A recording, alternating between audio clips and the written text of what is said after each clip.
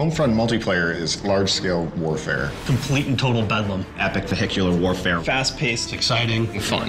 Homefront multiplayer takes place during the occupation wars. This is the time when the Korean army was invading the US after a deadly EMP attack and cyber attack. The remnants of the US military are kind of off, still trying to hold on and fight off the Korean invasion as best they can. The battles really take place in various locations, from suburban cul-de-sacs to department stores to a highway interchange, so you get to experience a wider swath of America. The multiplayer design goals really stems from wanting to build a large-scale warfare experience to really be the category leader in that audience. Make it accessible, make it intuitive, but most of all, make it a lot of fun. So you have infantry, you have drones, you have tanks, LAVs, helicopters, all those brought together in the battlefields. There's a lot of action going on. When you play Homefront, there's a tank rolling in, getting blown up, there's a helicopter overhead. We want to bring all those tools together into a really tight, cohesive package. What we're really trying to do is make the game play different than any FPS that you played before. The whole idea behind vehicles and Homefront is you should get in and start having fun right away. This is not the kind of game where you need to spend 2 hours learning how to fly a helicopter.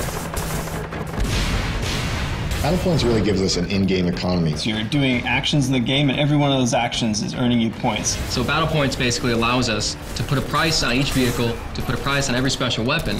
Rather than just saying like, oh great, you captured that objective, here's some experience, we're saying, hey, you captured that objective, that's great, now here's a tank. You can buy everything from tanks, helicopters, to drones, to additional ammo for your RPG. The idea with Battlepoints is buy what you want when you want it. So if you're fighting a vehicle and you need a new rocket launcher, you can pick one up right on the fly. The near future setting for Homefront gives us the ability to bring in some near future technology like drones. What drones add to the game is a lot of new and interesting types of ways to fight your enemy and to fight them without putting yourself at risk. I may spawn in the game initially and deploy my recon drone, and I start marking different targets. Ground control, everyone races for these 3 objectives, and then when you capture an objective, you start gaining points.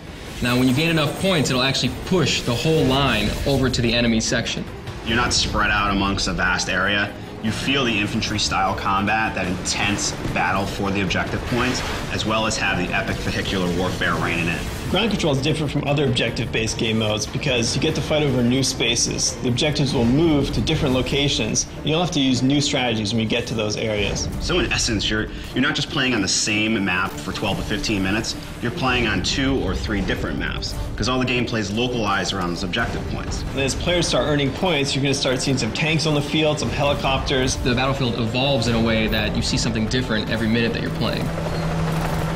Homefront is doing dedicated servers. In console games, you can get up to 32 players. In PC, obviously, it's even more important to have dedicated servers.